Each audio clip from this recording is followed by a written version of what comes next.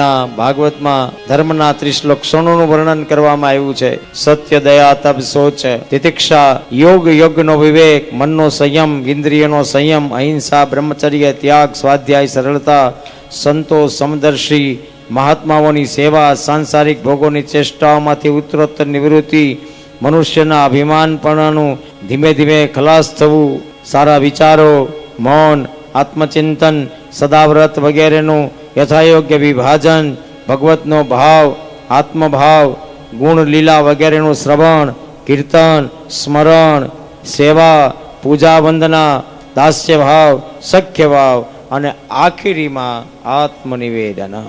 એકવાર આની સાથે ઓળખાણ થઈ જાય પછી આપણને આ સહજ લાગે એમ ભગવાનની ઓળખાણ થઈ જાય એટલે ભગવાન સાથે પણ આપણો તાલ મળી જાય. ધૂન કરતા હોઈએ, ભજન કરતા હોઈએ, નામ જાપ કરતા હોઈએ, નામ લેખન કરતા હોઈએ, મંદિરે જતા હોઈએ, દીવાબત્તી ટાઈમ ટુ ટાઈમ કરતા હોઈએ, સમય સમયના ફળ લઈને ભગવાનને ધરાવતા હોઈએ.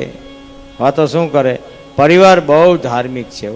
કર્યું શું આપણે, ખાલી દીવાબત્તી કર્યા, ટકોરી વગાડી તોય ધાર્મિક ગણાય. એનો અર્થ એવો છે ને કે આ 30માંથી એકાદું લક્ષણ પણ આપણા જીવનમાં હોય તો પણ આપણે ધર્મને વળગીને રહ્યા છીએ. જેની સાથે ભગવાન છે એને પછી બધો જ ડર મટી જાય.